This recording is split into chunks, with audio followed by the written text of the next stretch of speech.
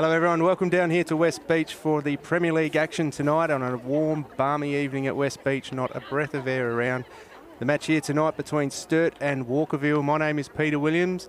It should be a good game. We've got 2 versus 4 here, with obviously Sturt a couple of games in the bank. Joining me initially on the commentary is Katie Prest. Welcome. Thanks. Hey, how's it going? Good, good. What do you think, looking forward to tonight? What are you seeing these two, having played them? Having played them, I am looking for a good game. I think it's going to be definitely a pitcher's duel. We're looking at, I'm going to call it now. I'm going to look at a low-scoring game. I think they're both going to have to fight for hits tonight. Yeah, obviously, I was here last week. I saw the Wednesday night game, and Sturt were going pretty well on the bat, but Walkerville were just as good as well on the bat on the weekend as well. But as you said, it's a pitcher's game, and when it comes down to the pitchers and the catchers working together, that's when you've got some 2 quality batting lineups. It could be quite tight, and as you said, a low-scoring game resulting. We will be joined by Anthony Weatherstone. He's just doing some maintenance phone calls at the moment. We'll run around the diamonds shortly. Our 3 umpires on the game today: Damien McCauley on plate, Acacia Van Marley at first, and Peter Fairley out at third. And we'll have a look at the Walkerville team. Do you want to have a run around the diamond, or would you like me to? I'll do it. All right, go for it. So on the mound, we got Michaela Yankovic. Behind the plate, we got Sophie Roberts. At first, we've got Karen Dale. At second, we got Sophie King. At third, we have Alicia Peters. At short is Chelsea Robinson. In left is Kelly Bested. In center is Haley Meyer. And in right is Erin Stone. So a neat Walkerville team. Obviously, looking at the ladder at the moment, they're currently a game or on equal points with Port Adelaide, but sitting in second with more wins at the moment at a better runs against at only 55. Sturt, as I said, sitting 4th. They're back on only 7 wins. They're 3 wins behind Port Adelaide and 7 points behind them, but champion at them behind them is also Hills, who's only 1 point behind. They're, of course, playing out on Diamond 2 at the moment, and we'll get an update later in the game on that one. They're playing against the league leaders at the moment in West Torrens. So we've got 4 of the top 5 teams here playing tonight across the 2 diamonds as we get ready for a game here. We're about to start, and leading off the batting for Sturt is Sarah Tonkin. Sarah's been pretty handy with the bat, obviously known to hit well to the left side of field, but can hit long. Sarah's a great hitter. She's got a good eye, too. I know we walked her a couple of times. She has a very small strike zone. She's very small, and she does get nice and low in the box, which obviously complicates it a bit more, but very powerful with the arms as well, so, and does have some good leg speed. First pitch goes down low for a ball.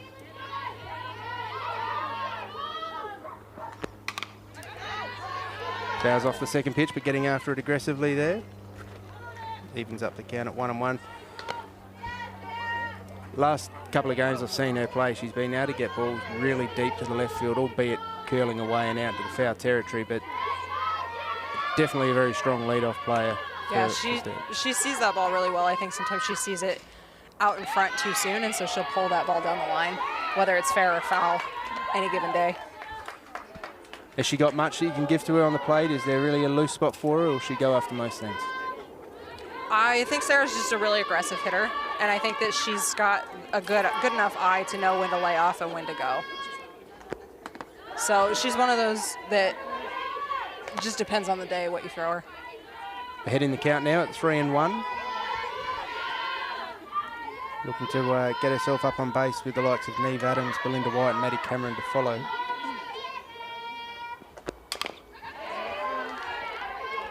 Gets herself to full count now.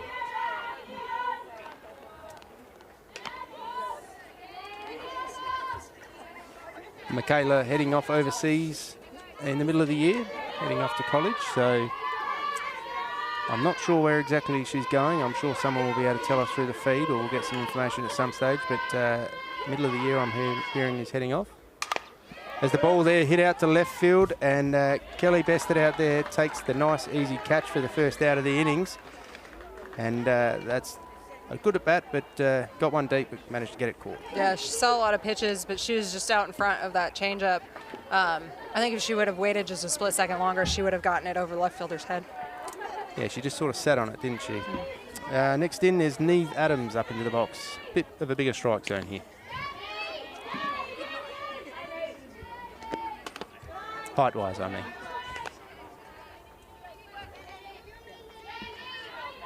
another consistent performer for Sturt through the year, state player, and very, very good in the field as well at third. So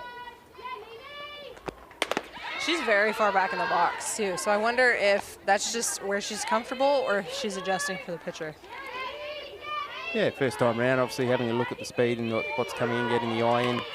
Night game with the light dropping.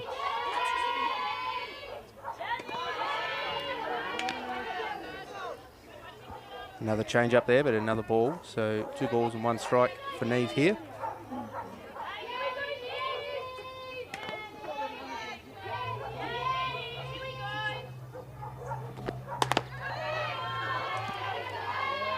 And ahead in the count again at 3-1.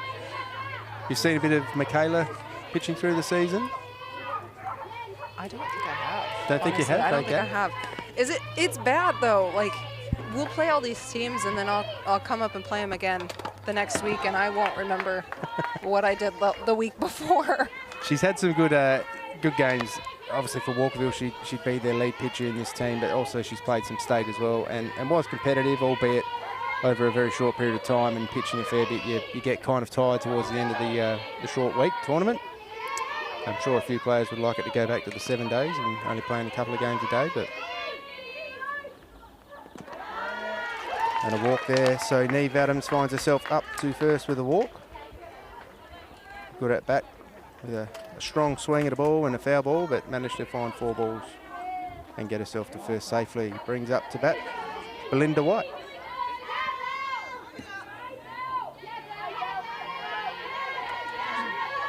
I think Belle White's one of those people that any given day you throw her whatever, she's just gonna hit it. She's definitely a force to be reckoned with in the box. Yeah, I know I've heard a few people saying around that years gone by that there was ways you could sort of really work her in the box and that when she was batting and get around her and try and get her out and that sort of stuff. But I think just as she's gone on, she's got better and there's not much around. If you can get her out now, she's quite strong. We'll call that experience. Yeah. And that pitch getting by the catcher there, Sophie Roberts. Tag out at third, but called safe. So a 2-base wild pitch there gets herself around Neve Adams to third into really good scoring position with Belle White in the box now sitting at 1-1.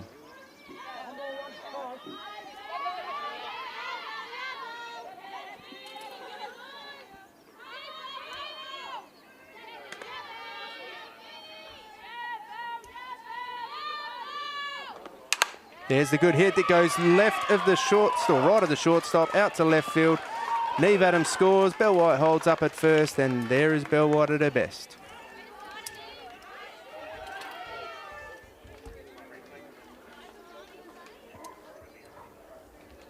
Nice hit there, just was well out of reach of shortstop, and third had no chance of getting that ball.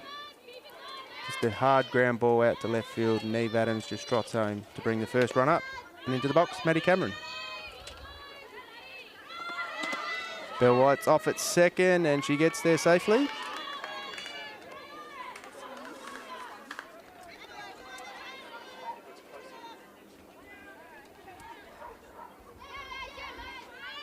Maddie Cameron, very strong outfielding arm as well, but very, very handy in the box for Sturt too.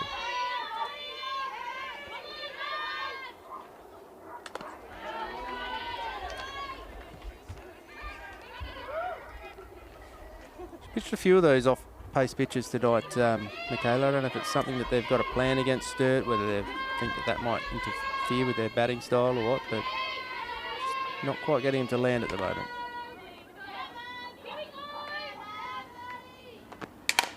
Hard ball there, down the middle, gets past the shortstop. Belle White turns, comes home. The throw comes in over the head of the catcher. She's safe, and Maddie Cameron advances around to second. That's 2 runs in the box, in the bag early for Sturt, and still no outs as Walkerville called time. As we see there on the replay, gets past the shortstop, flicks off the glove there of Chelsea Robinson. The throw from Sophie King goes a bit high of the catcher. Belle White making it comfortably anyway. And on the throw, advancing. It almost looks like Belle gave home plate umpire a look there for interference. I think she was calling it.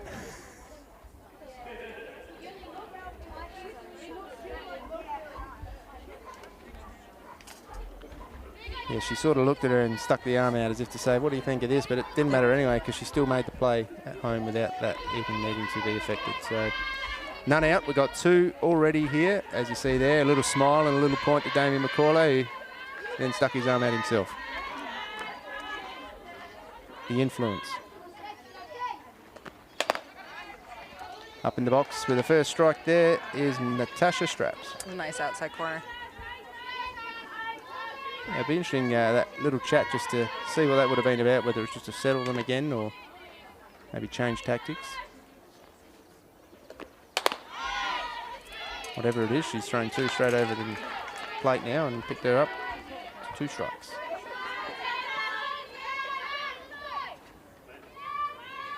Two in a row off that outside corner, so she goes way out here. Foul ball comes up over the first base line.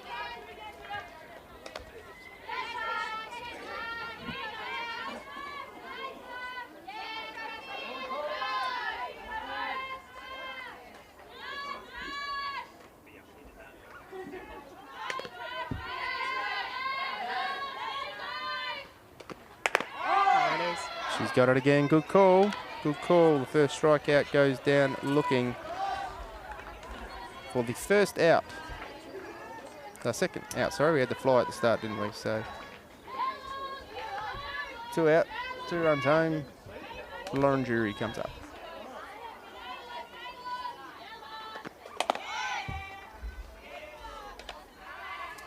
First one down the guts for a strike.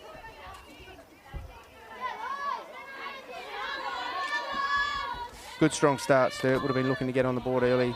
As I said, Walkerville a couple of spots up in front of him on the ladder. Another strike called there.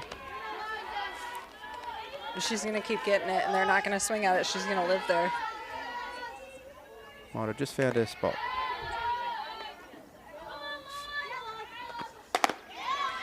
Good strong finish there. So whatever was said at that little defensive conference seemed to work, because they came back with 2 strikeouts, and Sturt leave Maddie Cameron on base out at second for the 3rd out there.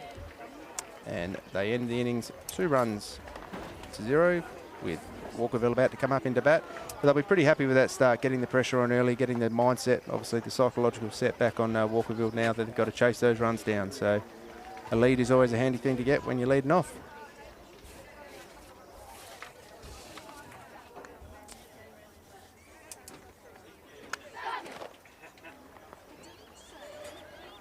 So Sturt coming out into the field now. And they'll be looking to try and hold that and hold Walkerville as quick as they can and get back in that batter's box. Do you want to have a run around the diamond? We got Sarah Tonga behind the plate. Is that Jasmine is it Strandland?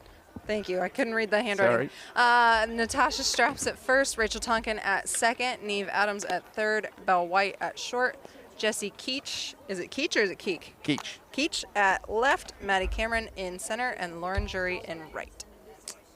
That's a pretty strong lineup there for Sturt. On the bench, Ruby Fidge sitting there with potential of coming on if needed to pitch as well. So Jasmine Strandland, as we said, on the mound. I haven't seen a lot of her, don't know much about her, but I'm sure we'll find something out through the game. Someone will give us some information on the feed. But I saw her warming up. She seemed pretty confident. She seemed to be throwing them down nicely to Sarah in the warm-up. So should be looking to emulate that out in the actual game now. And into the box straight up is Chelsea Robinson.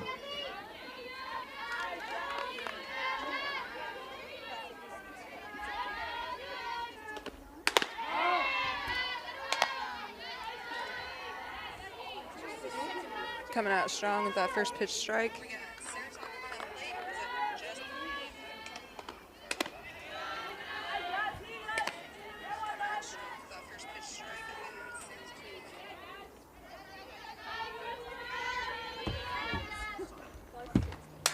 A big hit there, goes out to the outfield. Oh, it just gets under the glove of Maddie Cameron. Left field picks it up, throws it into second, but not before Chelsea Robinson arrives out there. Slides in nicely and gets the two-base hit to centre left. Good start there by Chelsea. Did I say this game is going to be a pitcher's duel? Because I think it might be a hitter's duel tonight. There's plenty of time to go. Plenty of time to go. Two's not a big one yet. Sophie King rolls into the box now, the second base for Walkerville for her at-bat. And they're a little bit high. Well watched there by Sophie. See this replay. Maddie Cameron not short of effort out there. Dives. It was lovely backed up by Keach out at left field. Again on that outside edge. And Sarah Tonkin in behind is a handy little catcher. She's very quick and moves around a fair bit there and fast with her feet. Ball then down to the left field line's called in play and over to first. And out at first. However, Chelsea Robinson advances over to third. So Sophie King gets the first out of the innings, but not before advancing the runner, which would have been her job as a good strong throw there from Neve Adams over to Tash Straps.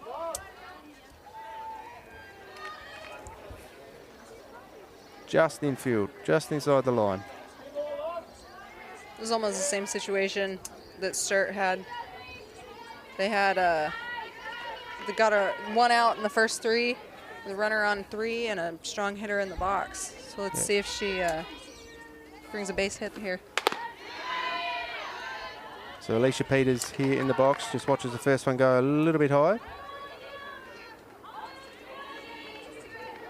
Yeah, you're right, Chelsea's pretty speedy. We saw the way she got round to second on her hit. There's a good hit out to left field. Jessie Keach, it's a couple of bounces and a little roll into her glove. Gets through underneath her. It's gone out to the fence. And Alicia Peters is rounding, goes her way to third. The throw comes in, but holds up at third. So scored the run, was always going to score the run, but the ball sneaking under the glove there of Jessie Keach enabled an extra base or two to be advanced there for Alicia Peters. We see just went straight through tunnel ball style. And we're basically back to where we were before this batter, except the fact they got a run on the board and Sophie Roberts in the box. It's almost like it's Groundhog Day.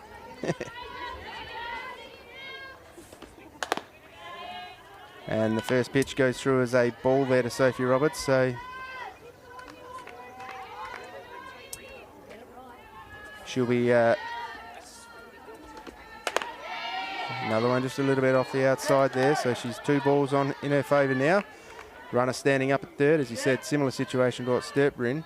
They score that run there and it's all back to Evans playing field.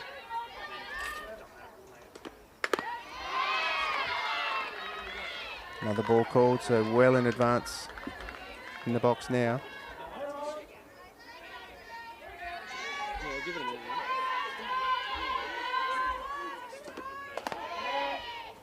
A strike called. Sophie Roberts is a pretty big bat, so I'm not surprised that they're trying to pitch around her. Make her go for it.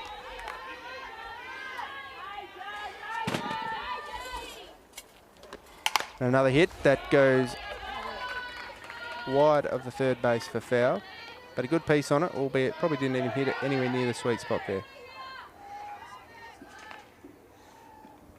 So with the full count on her now, they'll be making her work this one.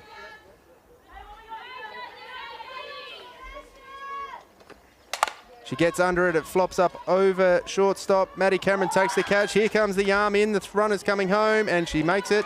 That'll draw the game up, although it's a sac fly out to centre field. A lovely piece of bat, bringing home the runs to tie it up at 2-all.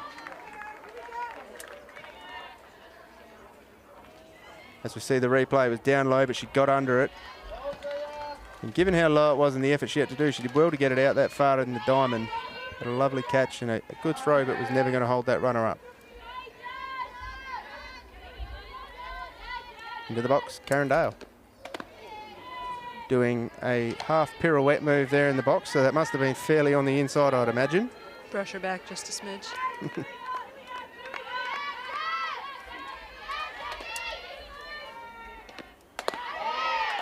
And evens it up now at 1-all.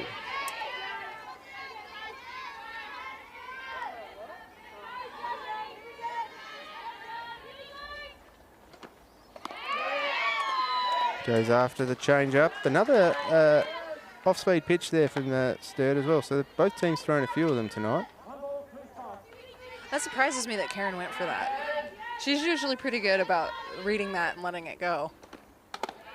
That one goes up high. Evens it up at 2 balls and 2 strikes. Yeah, it's been around long enough. She's got the eye for the ball. And I'm pretty sure she sees it when she sleeps.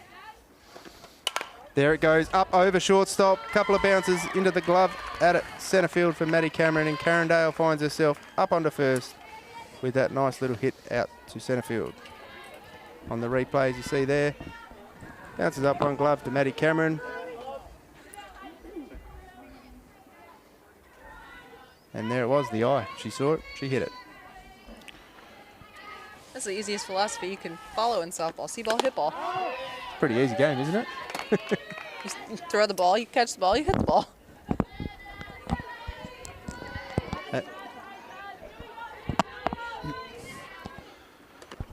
There's a low pitch that attempted to throw out at first, but makes her way back, Karen Dale, as we welcome.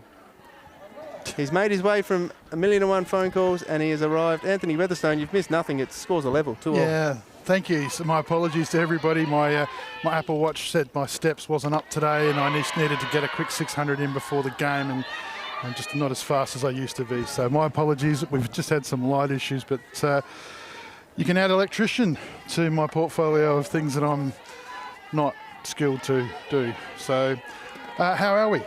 I'll give you a licence. You got them on. Yeah, that's it. That's There you it. go. It was either that or the cars around the outside of the fence. So thank you, everybody, for your patience. Big game tonight, round 14. It's the end of the Pride round. The Sturt Falcons currently sitting 4th, playing the Walkerville Cats, who are 2nd, in a massive game tonight. I'm just caught up a little bit that it's 2-all. Big swing by Bested there. So, sorry. Maya, that's how good I'm going. So full count, change up, and gets her, and that'll give me a little bit of time to regroup here, and we'll catch you up. Catch me up on what's been going on. So 2-all, it's all happening. Yes, it was very much all happening when it started off. Sturt came out, for those that are just joining us like yourself, Anthony. They managed to get Neve up on base, and then Belinda White got her round, and Maddie Cameron got a single out, or just flicked off the glove, which scored. Then also brought in Belle White, who managed to get herself home from 2nd on that occasion. Got the runs to 2 for Sturt before they managed to find themselves getting 3 out. Then Chelsea Robinson came out, hit a double out to centre field and got under the glove of Maddie Cameron, or might have even flicked the bottom of the glove. Alicia Peters hit a double out to left, or triple. It was a single that went through the legs of the left fielder Keach and turned into a triple, scoring Chelsea Robinson. And then we had a sack fly from Sophie Roberts out to centre field, which brought home Alicia Peters. Karen Dale got herself up to first, and then unfortunately they managed to get 3 out. And we turned it over at 2-all. There's the quick catch-up. Yeah, right. So it's all happening. So tonight, massive game, as I said, in the scope of the season. Round 14, this is the completion of it. Started on the weekend with the Pride round, hosted by West Torrens. Great initiative that was really well supported by the softball community. So a big thank you to everybody that's out there that contributed. Michaela Yankovic is going to kick us off here in top of the 2nd. And haven't seen her have too many at-bats for the season, but it's Riley Moore, who's the expat from Walkerville, facing her old side today.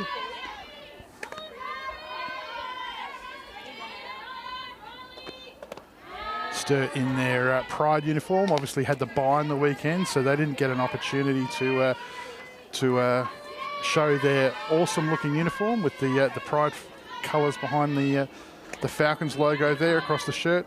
Cat still in the Pride socks. More well out in front. So I'm just trying to find all my notes and everything's gone, it's a mess. But joining us on the broadcast tonight, so I'm sure you would have done some introductions, but Katie Press, the Glenelg superstar, Omaha, Nebraska native, with a new fancy glove that if we can get this thing on camera, far out, you should check this thing out. She's she's contributed over 20% of the Rebels offense. She's on the special comments tonight. And we've also got a legend in the house, well, son thereof, in Pete Williams, obviously the son of Jill Williams, SA Softball Life member, and just all-round great human being. Moore sticks with it and is able to throw her hands out the front. Hayley Moore picks up the ball out at centre field, and the Falcons have got a lead off on in the top of the second. It's a nice piece, that. A little bit low down in the box. She got under it and just got it out safely over the second base to score herself up to first. And the pitcher, Jasmine Strandland, comes up.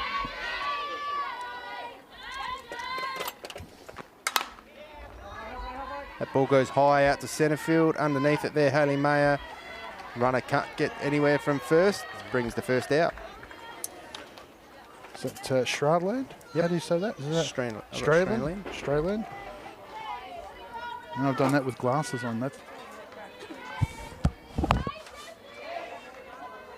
Jessie Keach now, the left fielder, comes up for her turn at bat. Runner on first with one out.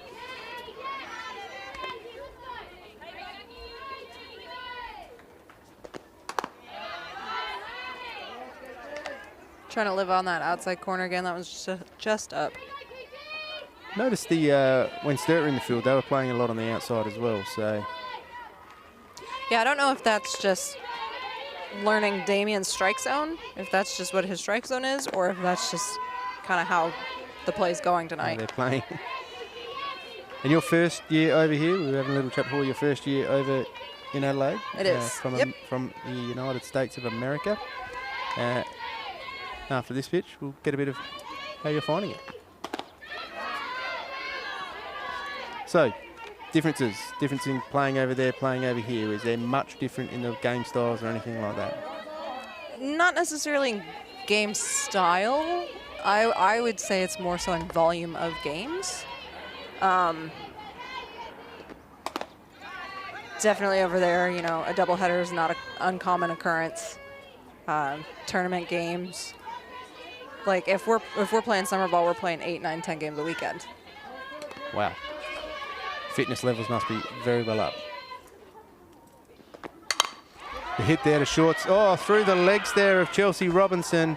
Rolls out to the left fielder and the runners advanced. So Riley Moore now finds herself out on second base and Jessie Keach gets herself up to first with that misfield there. Still the one out. And back to the top of the lineup with Sarah Tonkin. 8 to 9 games of softball in a weekend. That's at least. That's a fair effort. Yeah.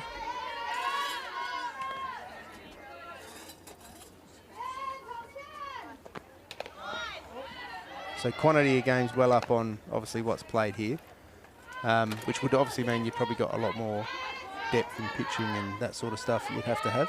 For sure. Each team, I think the only team I had that had less than 3 pitchers was probably when we were 10s, 11s.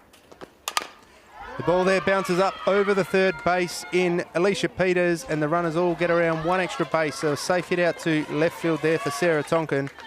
She finds herself on first. Riley Moore skips around to third, and Jessie Keach stands out at second and brings up Neve Adams, who her first at bat was a base on balls. As we see there in the replay, a lovely swing of the bat. No surprises out to left field for Sarah.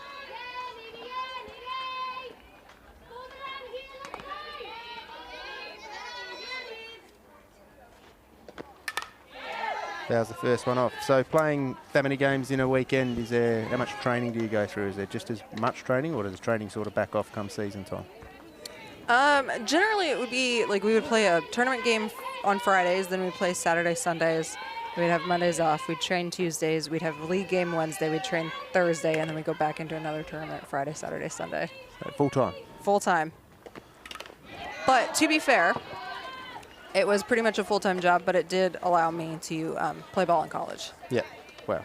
So, I mean, it paid for itself. Made fun, didn't it? Made college fun. There's a little bit of a snap insight for those that want to learn a little bit overseas. It's college time. It's a lot of college work, but a lot of softball as well.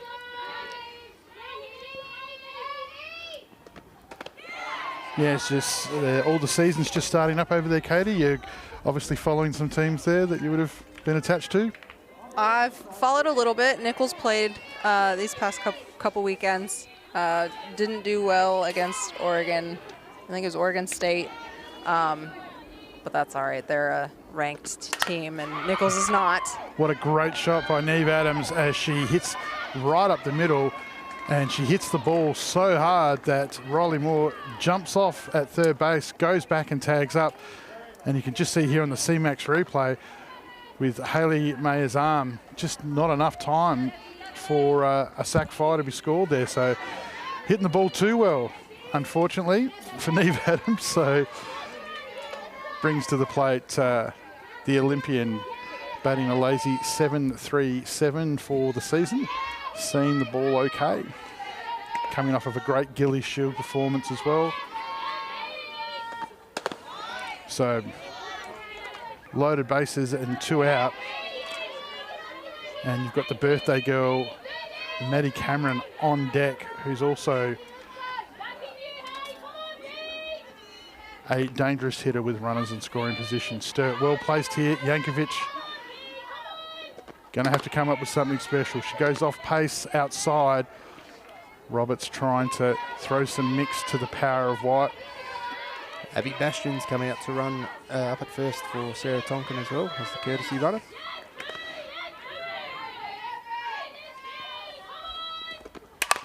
And White goes to Peters over at third. And the ball, I think, just come loose there in the field by Peters.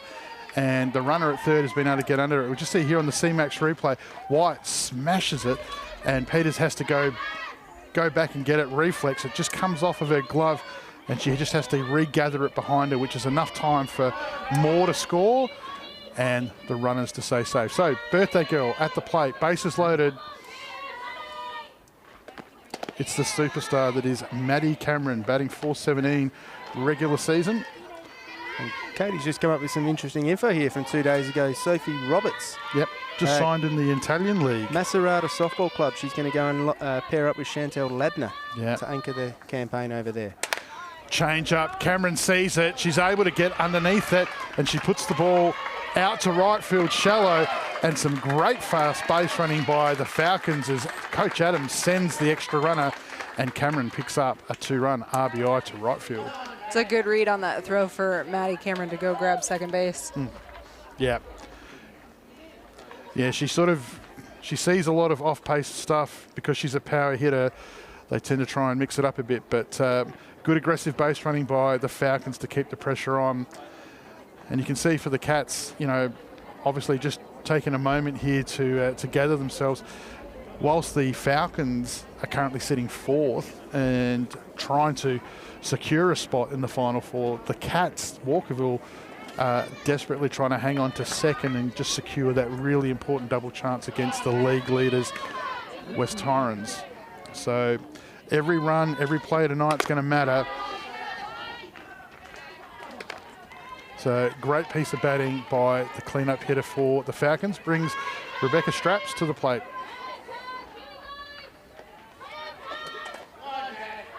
Natasha Straps to the plate. Sorry, just a shout out to, I was in the wrong era, so anybody that was around 20 years ago will know who I was talking about.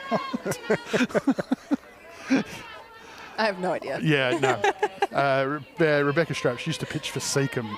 And 90s? 2000s? Yeah, 2000s. Absolute legend. So,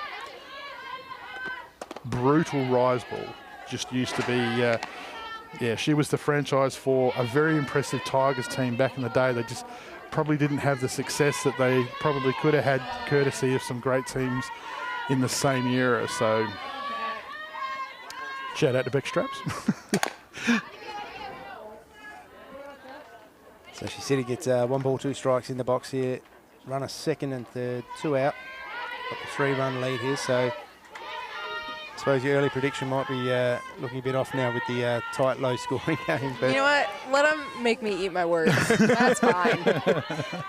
you acknowledged it yourself, which was good. Great change up by Yankovic. Peters comes down and fields that ball shallow and is good enough to get the ball over to a well-timed jump off at first by Carindale to retire the Falcons, but not before White and Cameron, the usual suspects, do the damage as the Falcons extend their lead to 5-2 as we go into the bottom of the second.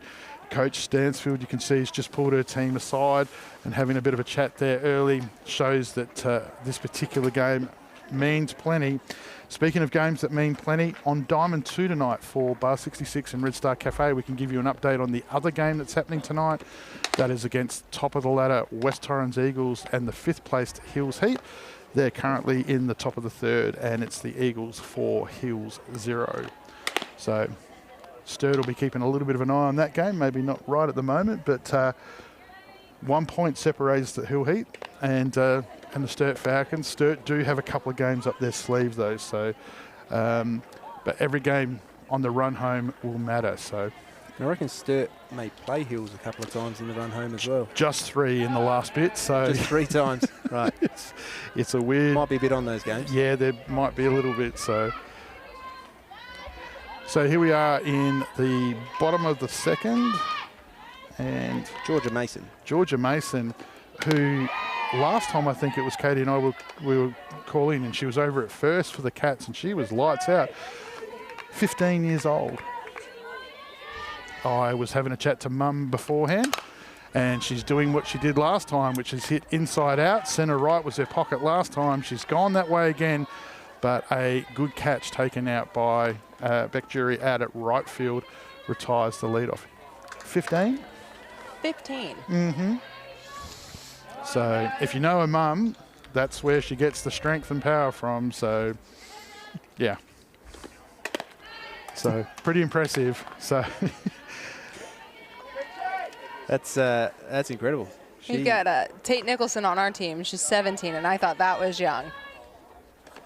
Yeah. 15. Yeah, and this is all new to her too. She's just come back from the under-16 nationals, and yeah, I think she's filled in a couple of times. And one of those stories of, you know, when you get an opportunity and you catch in on it.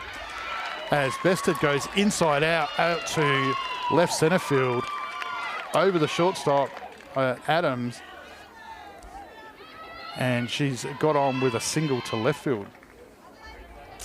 CMAX replay here just shows not much Adams could have done there. She was full extension, great effort, but the Cats get a base runner at first.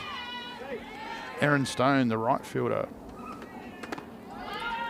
Yeah, Walkerville here, they should be looking to just remember what they did in the first innings. The top of their lineup was able to get on base and get around. So they've just got to get these people out there and try and keep them circling these bases like they did in the first. As the punt goes down, pick up from the pitcher and the easy out at first. Well, the one thing that you know about, we just see here on the CMAX replay, well executed bunt by Stone, good speed to put pressure on, as Tonkin takes a good take there at first as she looks towards the lead runner. The one thing you know about the Cats is that as far as the league goes, they are, the reason they're second on the ladder isn't around so much their defence, it's their offence that's off the chain. Chelsea Robinson, one of those contributors, batting .452, if you don't mind. This time she's grounded over to third and gets herself up to first safely. Yeah, absolutely. I was watching there, and as she came off, it's a little bump ball or something like that there at third base for Adams. Yeah, just going to see here on the CMAX replay. Yeah, she just, ball drops, falls away from her. Chelsea goes with it, and she knocks the ball down and recovers it. She's got a cannon for an arm, and it was bang, bang play at first, and she's on. So the Cats have runners in the corners. It's 2 out. And the ever dangerous Sophie King at the plate. Are the Cats going to risk the run to 2? Well, Robinson's fast enough, but yeah, I hear you what you're saying. King gets underneath it, flies it out to Cameron, and danger averted. I think in that situation with my old coaching hat on, I probably would have pulled the trigger, because if Robertson does get thrown out at second, at least you bring your number 2 King back to the lineup at the start of the third, and you can go fresh. So now we're just going to quickly cut to some graphics. So obviously part of the Pride round that was held on Saturday, hosted by West Torrens, organised by Mel McGee. It's in its 3rd year, have done some great things, and there were some great guests on the weekend sharing the message around -18 and how they can support the community, support the youth of today. And obviously you have an opportunity here where you can donate to the LGBTQIA plus youth. Their goal, I believe, was $500. I don't know what the actual standing of it is. I know we saw $300 worth of can coolers fly out of Bar 66 on the weekend, so I'd assume that they'd be close. But we obviously want you to support this great initiative.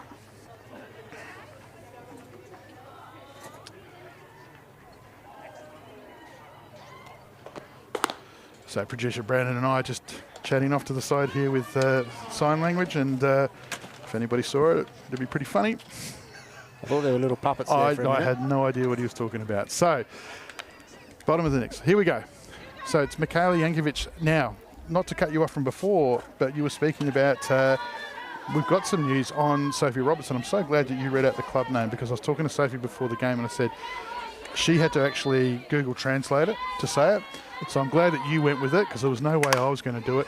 First pitch here, he's straight after it, but a great catch out at left field by Jessie Keach. Retires the aggressive lead-off. Sorry, Lauren Jury. Far out. Kelly Bested. And Kelly Bested. Oh my God. Just read off both lineups again. You'll be fine. I'll tell you what, I'm not going to make it to the car park tonight. There's going to be people waiting out there with gloves and softball bats. I don't stand a chance. I'll protect you. Back to Riley Moore, who's fouled the first pitch off here. Falcons aggressive here in the top of the third. So she led off the batting in the top of the second and got the safe hit out to centre field. So Sophie, that's a really great appointment. Obviously, Chantel Ledner from the Aussie Spirit, connection there through Sturt. Peters stays low on a hard ground shot and does a great job coming up with a good throw to Carindale over at first to retire Moore for the second out for the Falcons. So, but yeah, I mean, can you think of worse places to play? I mean, Katie, how travel to you and obviously around the States is one thing, but outside of Australia to here, have you played around in other places? No, the only stamp in my passport is Australia, but yeah. I would love to go to Europe. My brother was stationed in Europe for a while, and he got to travel all over. So what's nice about there is you could drive 45 minutes and be in a different country. Yeah. I mean, I can think of worse places to play than maybe Italy. I mean, probably got some positives that you could... I think she'll quite enjoy her time over there. Yeah, absolutely. Change up, but well picked, but a line drive over to the shortstop that is Robinson. So, yeah. So Sophie was saying just beforehand, obviously they're still in negotiations about leaving dates and all that type of stuff, but what a really exciting opportunity for one of the great young stars of SA softball. Just see here that change up, held her hands back really well, did Jasmine, but Robinson takes a regulation catch, if there is such a thing, off of a line drive at shortstop. And that'll give a bit of confidence back to Walkerville there to get only 3 batters up, put them down again, come back and have another crack at this 3-run lead that Sturt have got. So quick at bats, quick back in the dugout, and did their job in defence there. So just going to check on that. Sorry, I wasn't going for your phone there. That looked dodgy. My apologies. Still 4-0 down on that other game on Diamond 2 between West Torrens and the Hills. So the Eagles up 4-0. And so just out of interest too, today is obviously Maddie Cameron's birthday from Sturt, but down on Diamond 2, it's B. Thomas, the West Torrens Premiership legend. It's her birthday down there as well. Valentine's Day yesterday, we had a couple of other CMAX superstars in Caitlin Carroll from the Rebels, celebrated her birthday, and the Port Adelaide Premiership player, Jessica Maslin. So happy birthday to all 4. So, did you say B. Thomas there? B. Thomas. Must have missed the invite at work today for the cake. Usually you bring cakes in on your birthday, and wasn't aware of that one. So I don't know if B's going to watch this back, but it just got Just got chilly here Shots at West Beach. Yeah. I'll be sending an email. Yeah. Sorry, B. Bottom of the third, as Peters takes a high pitch across the letters. How's she gone so far tonight, Pete? So Peters hit, well, I'm going to say it was a single, maybe a double out to left field, but then with the error from Keach, got herself to third. She's gone inside out this time, deep out to the right field fence, right in front of the MK Services sign and the Spacequake sign, out at deep centre right field with a great shot, but well caught out there by Lauren Jury. Another one pitched out on the outside of the plate there, but went after it and got into it nicely. Big piece, but yeah, bit of airtime. It was a beautiful swing, though, and just the sound that bat made on that ball made on that bat. Yeah, she's hitting 375, 19 RBIs, 3 home runs. For somebody that's, come to the Cats this year, she's just having a massive impact. And her partner in crime here, Sophie Roberts, the player we were just talking about before, swings away over the top of a great change-up there by Strowland. And between the two of them, responsible for 34 of the team's 89 runs batted in. So that's over 30% of their offense being generated by 2 players batting them in. So big pieces coming into the finals. We saw Sophie's first turn at bat. She put that real deep one out to Maddie Cameron to score Alicia Peters, who was around at third at the time home. So big kicking rise there. Roberts stays well off of it. Yeah, she's, I mean, it's the scary thing about Sophie Roberts is she's been around for a couple of years now, and she's already a premiership player with the Cats. Stars player, and this time she's gone deep to left field. That's going to fall safe as it hits the fence. Roberts rounds for second, looking at third. The ball comes in on transition and she stays at second. A great stand-up double by Sophie Roberts from the Cats. And there's the replay here, having a look at this. Straight over the middle of the plate. She reached right out, got it, got hands right out in front of it. Nice clean hit all the way out to the fence, got her to second. So I don't know what your predictions were before the game, but I must confess, when I was thinking about this game driving down here today, it felt shootout, but I can't say that because we're already halfway into it. So it's just going to seem like I'm just playing the scoreboard, but it is looking like a shootout here in the scoreboard. It's just going to be hit, run, big run scoring game. So great softball to watch by these talented women here in the CMAX Premier League. Well, it's fair to say we didn't predict shootout. We predicted a good defensive game. Right. And which would have been the logical thing to do. Yeah. With these two teams, you're thinking good, strong defense out there. Good teams on the park, so that should be really tight in there. And then the batters have just come out and proved us wrong. We just had an illegal pitch move runner from second to third. Yeah, she looked like she lost her balance there. Good pick up, Patty. Honestly, I think somebody in the stands yelled and it scared her. Jeez. Okay, interesting. So Karen Dale just gets jammed high on the bat there as she goes after that one, and it's flied out to shallow centre field where Maddie Cameron does the work.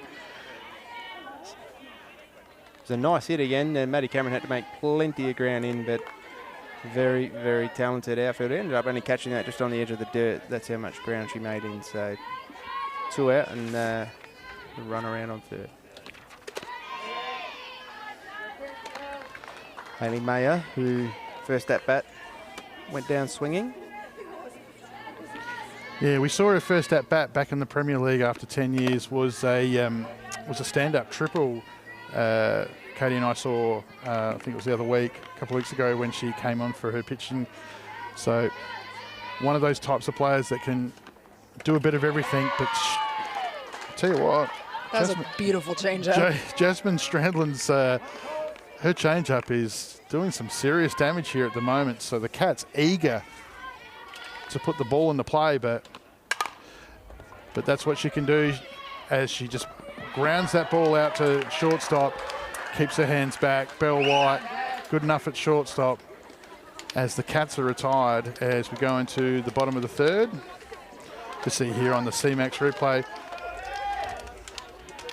Good field by Belle, just stays nice and low and just keeps it interesting for Straps. And I I'm sure. She made Tash Straps work a little bit. That's over it. there I'm sure Tash will pick her up for it, but that's a great pick up by Tash Straps too. And I'm pretty sure Belle also knew. She had a bit of a wry smile on her face. And so the Riverland Softball Association, so coming up in March, second week of March, it's the Junior State Championships. So held up at Berry. So in the Riverland Softball Association, we know we've got a lot of people up there that enjoy watching the CMAX coverage up there. And we've also got coming up in Easter, the Waverley Easter Carnival has returned.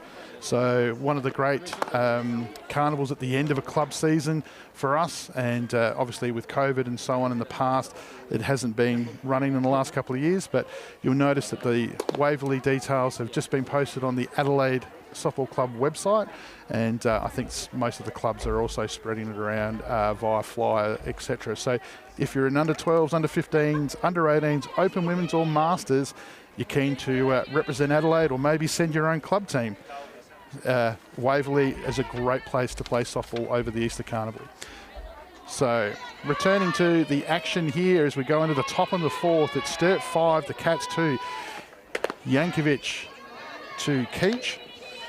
Jessie Keach, who just recently celebrated her 400th game for the Falcons. She's leading us off here in the fourth.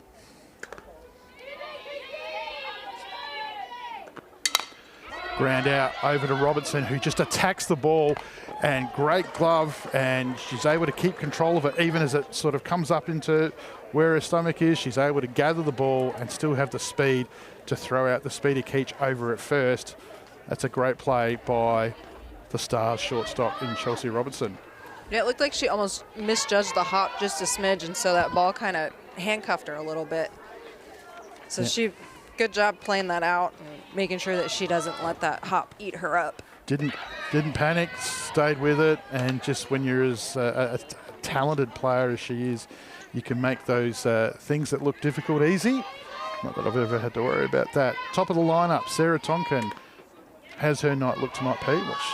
So the first at bat, she put it down left field straight, but it was a very nice piece. And the second one, she just snuck it out between the shortstop and third base for a single out to left field. So no surprises where she's gone, but one in the air and one on the ground. Tonkin, what a great effort by Robertson over at shortstop. She has turned what could have been a single, double. She's just a great fielding piece of effort. As you can just see, Tonkin, great piece of the ball as she goes towards the 6-5 hole, but Robertson just dives full extension, knocks it down so much that it just gets to the grass. What a great piece of fielding. But the Falcons have got a runner on. Neve Adams, the third base, at the plate. One out, shows bunt. Tonkin's gone. Roberts comes up throwing, but the speedy Sarah Tonkin is underneath it. And the Falcons have a runner in scoring position. Yeah, good run here. She was off and gone, Sarah. There's only one thing she was thinking, and she made her ground comfortably. Nothing really wrong with the throw or the play, but just beat the aim. Yeah, Roberts got a rocket arm, so Adams still great piece of batting. The opportunity there. You can just see she dropped her hands and nobody was ready for it, but unfortunately just hit the tip of her bat and just fouled out. Tonkin was going on it, so it looked like it might have been a bit of a squeeze bunt from second, if there's such a thing. But it was an aggressive lead-off by Tonkin. Falcons pushing hard here.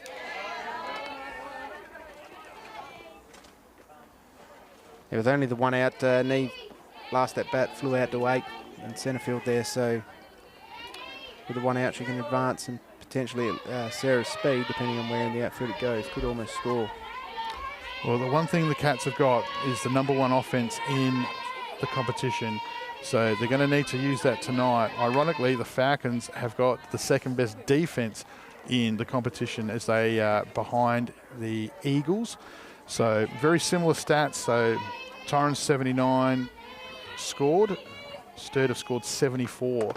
Obviously, the only difference there, of course, is that West Torrens have won 13 and Sturt have only won 7. So, but again, it's going to be an interesting run home to the finals, but you'd expect the Cats to keep on pushing here. Yankovic here in a battle with Adams, which is only highlighted with the runner in scoring position because of the quality that's about to follow in White and Cameron. Yes, definitely they'll be looking on the batter in the box here to get the out. Put 2 out with Bell and Maddie coming up. Really just opens the chance to save a scoreless innings.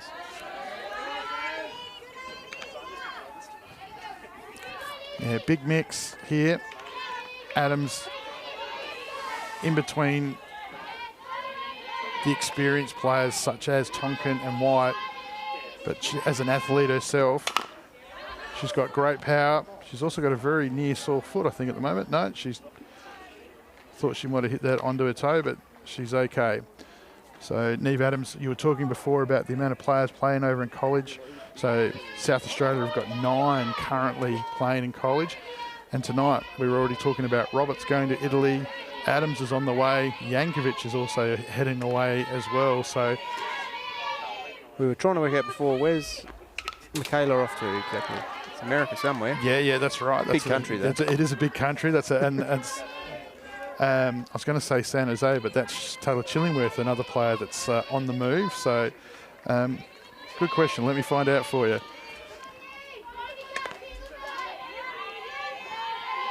Hey, Mum will kill me for not knowing off the top of my head too. So,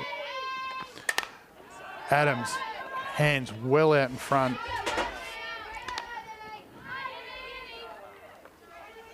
Nine pitches for this at-bat. 5 fouls.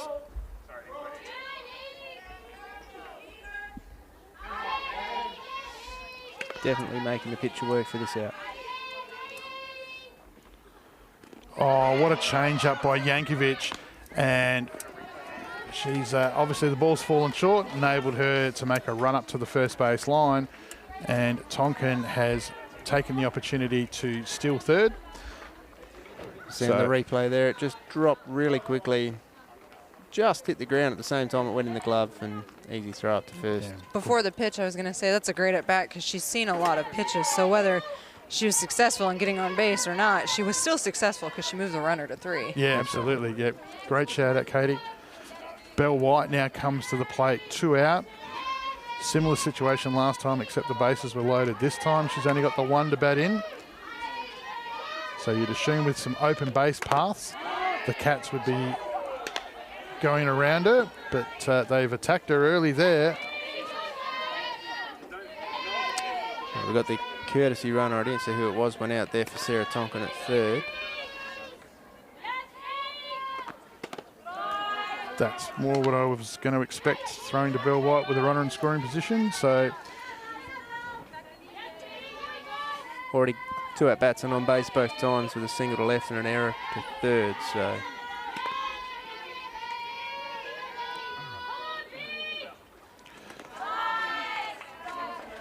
doing a great job with the deception of that change-up is Yankovic. That was a great pitch. Unfortunately, obviously away and was a ball, but White good enough to stay off of it. She has to challenge, and that's what she does. White gets underneath it and fouls that ball high off behind us here. as I said earlier, they'll be looking to try and end this now before that run gets in, hold that 3-run lead, go away and have another chance in attacking that 3-run lead and getting it down. It's, as you said, they're a very offensive team. So Abby Bastian is the person who's gone out to run at 3rd for Sarah Tonkin. So second turn at courtesy running tonight. Low pitch, and still White's good enough to try and make something of it, but ball just spins away as it's obviously come off the end of the bat.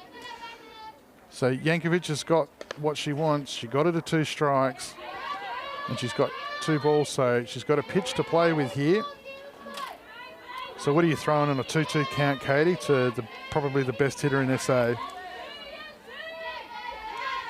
I've seen that she's gone left side both at bats, so I want to say something outside, but I've also seen what she's done with the curveball. So. Well, there she goes all the way out to left center field to the home run hero sign as Maya collects the ball for a stand-up double as Belle White bats in another one. It's just impossible to find a place to throw to her. She's just, that one was away, so you sort of might have been towards the curve. You're right there, Katie. So, but she just sees the ball so well. That's what all that work and training and effort's done. She gets herself to scoring position. The Cats score another one. And of course, Maddie Cameron, the clean-up hitter, comes to the plate. Traditionally aggressive early in the count. Single and a double tonight for her already, so seeing and getting bat on ball nicely. That's a swing of Bill Wright's. When the slow-mo we just saw a second ago on the replay, it's practically faultless, I believe. Yep. Cameron flies out high. Robinson comes in behind the pitching plate and takes the catch. So the Falcons pick up another one. They take their lead out to 6-2. Just see Cameron here on the CMAX replay out in front, and a well-judged catch by Chelsea Robinson from shortstop. So CMAX want to help advance tomorrow's healthcare and get paid for your time. Log on to cmax.com.au. So we're over halfway here.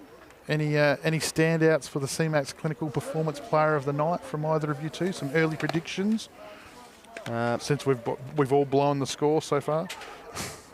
For me, for Sturt, obviously, apart from the usual, Belinda White with 3 at-bats, 3 times on base. Sarah Tonkin's got on base a couple of times. Maddie Cameron a couple of times herself. Flicking over to Walkerville. Chelsea Robinson's got on a couple of times. And apart from that, it's pretty much just one on turn each. Kelly Bested only the 1 at-bat, though, so far for 1 hit. So, how about you, Katie? Anybody standing out for you? I mean, like you said, for Sturt, you got Sarah, Belt, Maddie. I mean, that's pretty easy. Take your pick. And then for Walkerville, I mean, Sophie Roberts had that nice double. And she brought a run in with her first at-bat. So. Georgia Mason is kicking off the bottom of the 4th here for the Cats. And going back to a question from earlier, which normally takes me about 10 minutes to do most things, Salt Lake Community College is Michaela Yankovic's college. So she's a Bruin. So she'll be heading off middle of the year. So Mason takes another pitch here. 2 balls, 1 strike. Game sort of just on a bit of a knife's edge at the moment, just looking for somebody to break it wide open. Falcons have got themselves a good lead with some aggressive base running and good power hitting. But as I've said, the Cats are the #1 offense in the league. So, and by a fair way, I might add. So you'd expect them to come, but they are starting to run out of time as we move into the bottom of the 4th. I know from speaking to Michaela's dad as well, she's really keen to look forward to it. She wants to finish this season off strong, though, for Walkerville. She feels they're in a good position to challenge for that premiership, so she wants to finish that off strong pitching and then have a couple of months off, or a month or so off, and then she'll hit the plane and head off. Yeah, it's a great opportunity for a really great talent. She did some great things at the 23s, you know, looked really a part of that league in the national landscape against some, you know, hitters in the open women's division. So Mason continues to make this game look simpler than it really is as she gets an off-pace pitch, keeps her hands back, hits the ball 200 feet to a fly out at centre field. But for somebody that's 15 years old, that's a fair effort. Yeah, she'd still be learning the game, but she can come in and hit A-grade pitches like she's done in her first 2 bats here tonight. And what you said, she had a few hits earlier in that. Her hips didn't rotate there, and she's just hit the ball 200 feet. Her hands went from just behind her body to the front of her body, and that's... She made hitting that ball that far look easy. Yeah. So Kelly Bested, the left fielder. Yeah, so she already on base once tonight with a hit out to left field. Quick update for Bar 66 Red Star Cafe down on Diamond 2. It's bottom of the 4th. The Eagles continue to have a 4-0 lead over the Heat, who need that game to stay in touch with Sturt, who need this game to stay in touch with the 4, as Strayland picks up another strikeout, and this time gets her looking on the outside. Yeah, just went swinging for the wider one and just couldn't quite get the bat on ball and ended her at bat. And Erin Stone is now up with 2 out and a clean set of bases.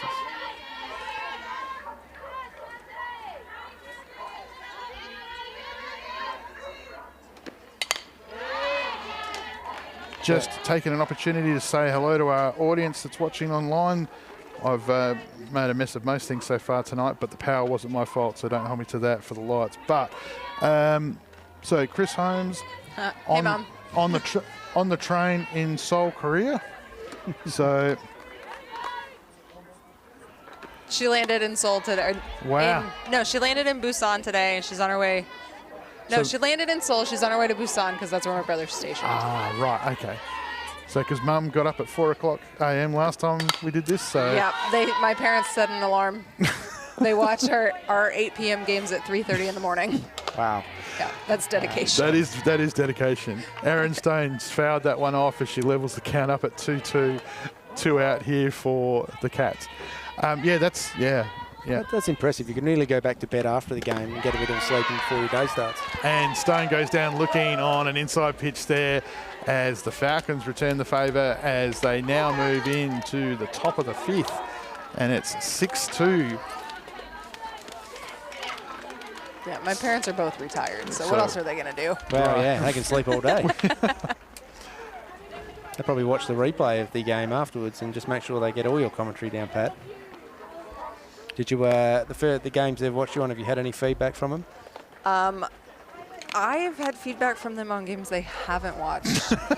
So, Yeah, claim them. As long as it's good feedback, take it. I mean, Anthony was fantastic for the first innings tonight on commentary. Yeah. He didn't get anything wrong. That's absolutely, and Anthony's doing most of his best work when he's in the actual maintenance shed, flicking switches in there like a madman.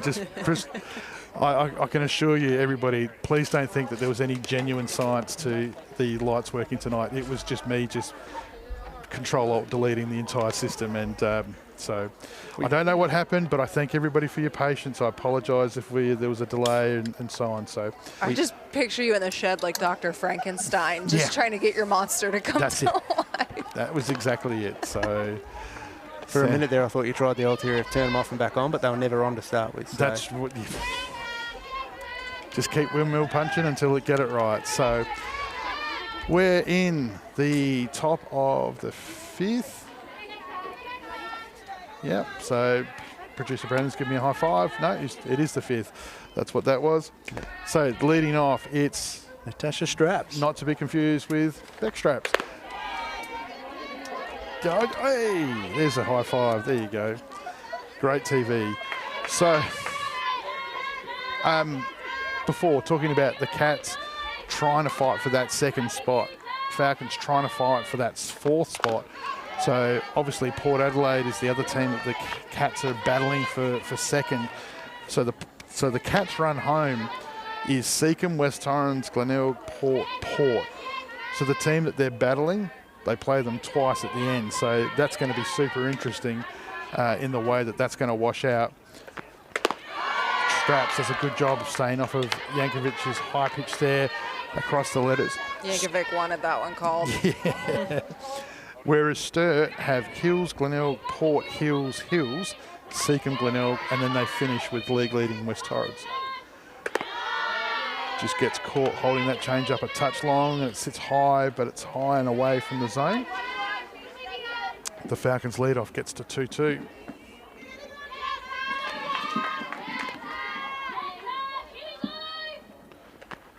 And great pitching by Yankovic. That ball breaks at the plate as the leadoff is retired.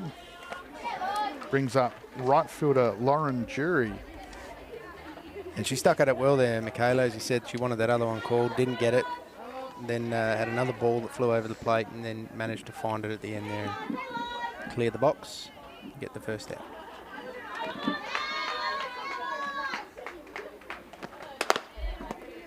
Jury takes an early strike. So all of these games matter here. So The Cats have got an extra game up their sleeve. They've now leveled out with Port on 18 apiece.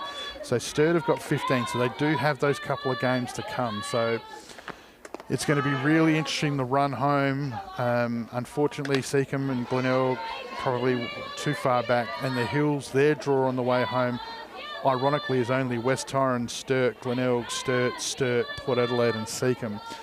So the team that, just like Walkerville Port, the team that they need to beat to get into the 4, they play them 3 times. So it's going to be an interesting run. The Hills obviously still have that ace up their sleeve, Grace Rickson, the New South Wales superstar, who obviously was a part of the early part of their season. Hopefully they might see her again towards the end. And that would make a significant difference, especially defensively, but also offensively to them. So you can't book your tickets just yet. You're going to have to wait and see how this thing plays out. It could go all the way up to the end, which would be great to see. Jury, 2-2 count. Grounds out, ball's going to come, it stays fair, because Roberts has jumped out the front, ball's rolled back, and Jury's quick enough to get up the first base line, as we just see here on the CMAX replay. Yeah, it just sat nicely in the box here. The catcher quickly in to get it, just sort of sat in the front foot marks, which meant it wasn't going to roll out foul. Had to make the play and just got the foot on the bag in time. So the Falcons get another base runner, Moore again. Shows bunt. The Cats veteran in Dale was already basically at the plate as she sort of predicts that well early. We're just getting another great CMAX replay here. You just see that ball, it just rolled back towards the plate. So They dug that box out anymore. It Yeah. might have rolled foul. Jury takes a big lead off out there at first base, which I'm sure Roberts will be taking a close eye on, because she's got the reliable glove and speed of Sophie King there at second. So could be some interesting stuff just about to happen. More very interested in trying to advance. Jury here. Break, pitch breaking. Roberts throws hard, and Jury gets all the way to second. Mayer recovers the backup, and the ball spills, and Jury's made it all the way to third. So Coach Adams super happy with that. It's only cost her a strike, and she's picked up 2 free bases for it. I wonder if that was a hit and run or if that was just a swing for coverage. Yeah, I mean, it was a great pitch by Yankovic. You can just see it on the break on the replay, and the speed of Jury's allowed to keep pressure on there. So the Cats, and she goes into the 6-5 holders more, and she's batted in another run as the Falcons extend the lead by 5 all the way out to 7-2 now, and they're in the top of the 5th. And you just see here on the CMAX replay, nothing Robinson could do about that. She just hit that ball so hard. That's great batting by the ex-Walkerville player in Riley Moore. And Rachel Tonkin comes out onto first base now to run, so obviously DP takes a little breather and she will now fill her position. Well, Tonkin's normally in their starting 9 offensively as well. She's normally a very dangerous number 9. Lee would be very upset the fact that she's not in the batting lineup. So shout out to our friend Mr. Terrific Lee Hull. He's not well at the moment, so he's let us young guns, well, he's let Pete and Katie and do the commentary. So we're hoping that he'll be back around on the weekend. So shout out to Lee, because we know he'll be watching, writing down notes for Stormy to give to me on Saturday. So, but yeah, so she's normally in the hitting lineup. So you can see the Falcons have gone fully decked in their hitting, showing the importance of the game to them, being only 1 point clear of the Hills. In saying that she normally starts in the lineup, but the person who was the DP, Riley Moore, she's had 3 at bats and twice got on base from hits out of the outfield. So. Yeah, I'm just trying to jump through and have a look, because I haven't seen Riley Moore bat that much this season. And I'm actually just trying to find out how many games she's actually batted. But Strolling, oh, what a great effort by King, and she's at full extension diving at second as Maya comes through, as the Falcons just keep the pressure coming. So ball hit, hard hop, great effort by King, and the Falcons now dangerously get runners at 1 and 2. Yeah, King moved very quickly there to her right and got that distance covered, but unfortunately the ball was just probably too straight, and I don't really know too much was going to stop that getting to the outfield. So Coach Stansfield has figured out at this point that she's probably going to make a change. It looks like Maya, the left-hander, is going to come in and replace Yankovic at this point. So Lisa Yannick will come off the bench. She'll go out to centre field, one of the positions she probably more traditionally plays. I think she's the DP. She was the DP for the Cats, right? Yannick. No, Yannick is on the bench. She's on the bench, just straight swap, as Yankovic night comes to an end, as Hayley Mayer now starts her warm-up work. So 7-2 in the bottom of the fifth, sorry, the top of the fifth. We'll take this opportunity to have a real quick jump down to the other game, and it's all over down there. It's the Eagles 5, the Heat 0. So West Torrens have picked up another win, and the Falcons tonight 1 point clear. They win this one, they go a game and a half clear, which would be super important for them considering the run home. So a good night so far for the Falcons, not so much for the Hills. So Hayley May is going to come in and give the Falcons a bit of a different look. Not facing too many left-handers here in our league here, Katie. What are the things that you're looking for when you're obviously making that transition from the righty to a lefty? I mean, really, you got to know that if they're throwing a curveball, it's moving in. Screwball's moving out, so it's just the opposite of a righty. I mean, other than that, the ball's going to move generally the same. Seeing the ball off the hip is definitely different, and so that's a little bit harder. I feel like a lefty can kind of hide it a little bit more than a righty can, especially when you're hitting righty against lefty.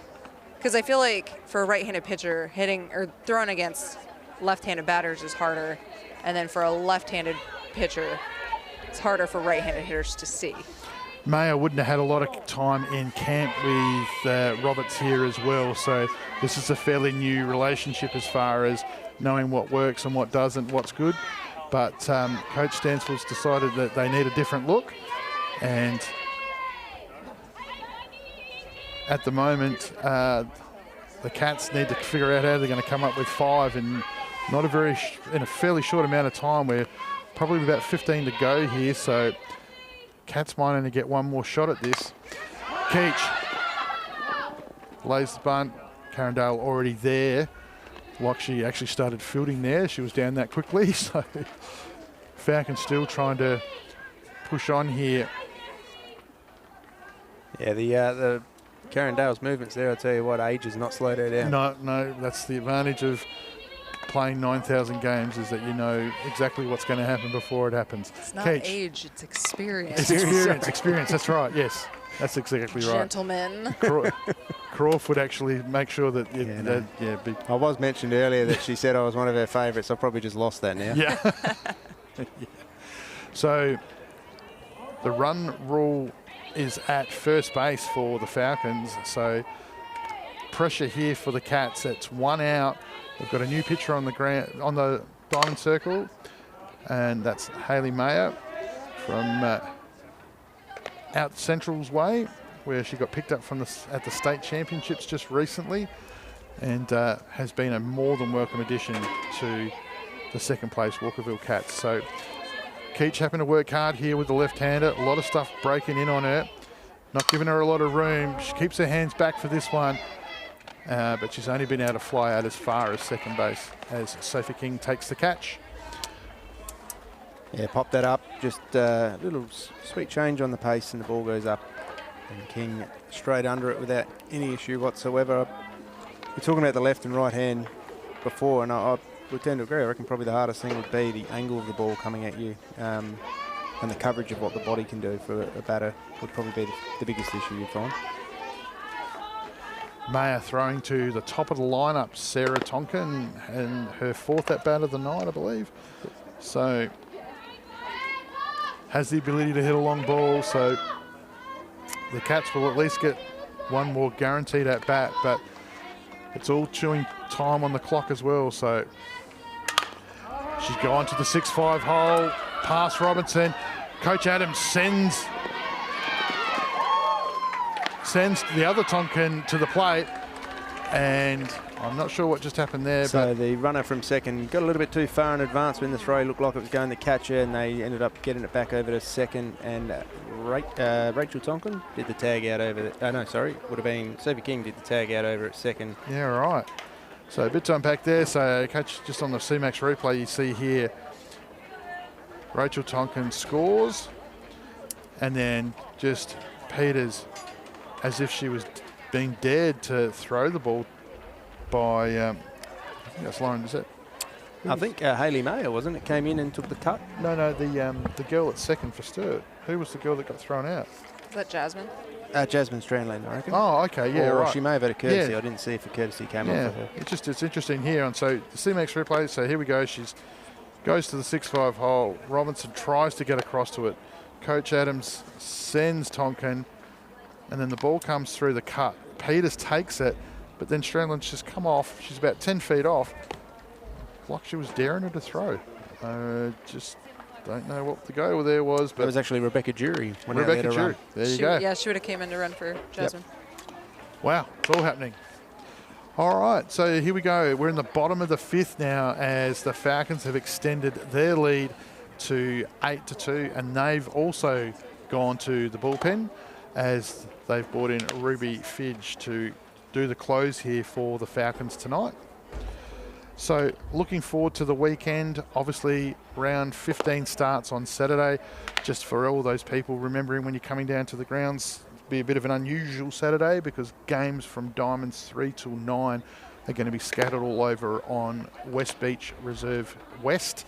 So there's a Frisbee Championships that's been held in our traditional 3 to 9 diamonds. So make sure you check the website, check with your club just to make sure you know where your diamonds are, because it's all going to be a little bit different on the weekend. Bar 66 is still open, the cafe's still open.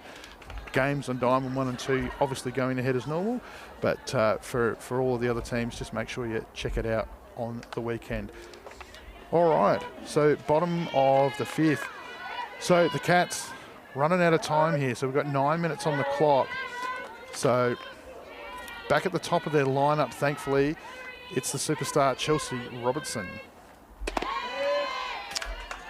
And unlike Sturt, who were getting around to their 4th at bat, Walkerville only coming into their 3rd. So 3rd at bat, 2nd pitcher for the night. Robinson goes in the 6-5 hole, past Adams. White's good enough to knock it down and take some of the pace off of it. But Robinson hits it hard, as you see here on the CMAX replay, hard into the ground, so difficult to field. And she's on. Sophie King comes to the plate, who's a master of being able to do it all. You don't know if she's going to bunt, slap, do whatever, hit long, she can do it.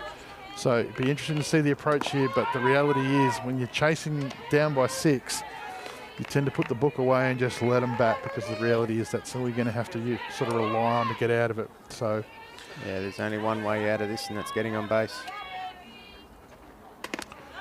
breaking ball on the outside by Fidge. Tonkin uses the opportunity just to keep Chelsea nice and close on first base. It's quite the lead by Robinson out at first, so it was nice to see Sarah try and keep her close to 1. I mean, it's also nice when you're up enough to be able to throw. I know when I'm behind the plate, I don't like when runners take big leads. So if I've got cushion to throw, I'm going to throw. Yeah, absolutely, absolutely. So Robinson's gone. King is over the top of that as she grounds that out to the third base side. Yeah, obviously having the insurance there and also knowing your first base. I mean, Straps, she's a real solid glove. It looks like at second, it's Tonkin's at second base. So King's gone over to shortstop, to third base. Neve Adams knocks it down, and just like that, the Cats have got the lead off on, the second person's on, runners at 1 and 2. So just sort of come up on the ball there. Just came up a touch early, as you'd imagine, on that hop. And but good enough to at least knock it down so that Coach Adams here with a little bit of coaching theatre, which we love the drama, just making sure that that clock runs over 9:25 so that this will be it. So nothing like a little bit of theatre here, but it's also a dangerous time for the Falcons because it is Alicia Peters, and the amount of times that we've called her in this situation where she's obviously gone on to bat in runs. Lee, of course, would say just at this particular point, he would just intentionally walk her. But I don't think that's going to happen here. So, but they will be pitching her carefully. I would imagine that for sure. It's none out. Runners at 1 and 2. Ball in the dirt. Tonkin takes it on the chest plate, knocks it down. Great catching. That was a great dig by Sarah. I don't know how you guys do it. I mean, I don't need the chest plate. I just sort of let my chest do it because there's enough insulation there. But Peters, inside out, over to Tonkin. The ball's gone through it. The first run scores as Robertson. King gets to third. And unfortunately, it's going to go down as an E4, but that's allowed Robertson to score, Peters to get on. Just sort of see there. Bit of a surface tonight. Just got some. It's had some funny bounces to it. Not an easy thing there for Tonkin to have to deal with. Roberts at the plate now with runners at 1 and 3. None out. Cats starting to mount a comeback. They're in the heart of their lineup, chasing 5 if you don't mind. And poor old Rachel Tonkin there out at second base. It's the first ball that's come to her because obviously she's only just come into the diamond. First ball that's come to her at 9:24 at night time. Yeah, loving that. No, who says sport isn't great?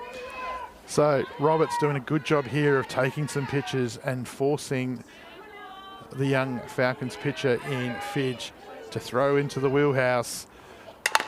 And that's what she does. Roberts just goes up the middle and easy as you like. Makes it a single centre field RBI as the Cats score 2. Took them 5 innings to score 2, and it's taken them 4 batters to score the next 2. Who would have thought? And now we have the experienced Karen Dale to the plate in a situation she's seen 9,000 times before. None out. Runners at 1 and 2. She's gone center with both of her hits tonight. Well, both at bats tonight, she's gone center. So for her to go center now or even center right field, she'll score a run.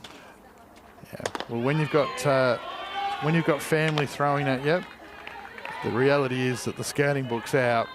So obviously, sister Annie, Hall of Fame coach for South Australia. It's her daughter that's pitching here. So it's niece to Arnie here. So ball over to Straps at first base. Runners at 2 and 3, 1 out. So Dale advances the runners. Yeah, just an easy play there for Tash over at first to step and take her own base. As you said, when you've got the cushion of the runs, you don't have to panic and try and get anyone else. Just get the simple outs that you can. So Hayley Mayer has power, has speed. So like Roberts, the blueprint will be force Fidge to throw into your hitting zones, because the reality is a ball on the grass here could make this an 8-6 game. Takes her first strike in the count. I would, with a lefty up and runners on second and third, I would keep her going outside because hopefully the goal would be to get her to hit in front of the runners versus pulling something behind them. High fly ball as she's gone away, and a good catch taken by the birthday girl that is Maddie Cameron, and the respect shown as it should be on the arm regardless of who you are at third, because Maddie Cameron has an absolute weapon on her shoulder and she does a great job. And you can see she's reasonably shallow there, so a throw out at the plate would have been the eventual. Georgia Mason, though, this is the advantage of being a 15-year-old kid. You're not going to read into the game too much. You're just going to see ball, hit ball. And when she's taken that approach, she's tended to hit centre right, and she's tended to hit reasonably deep. So 2 out here, though, for the Cats. So the Falcons need 1 to finish the night. Great catching by Tonkin as she drops to the ground there on the change-up from Fidge that drops in the dirt. So 2 out, runners at 2 and 3.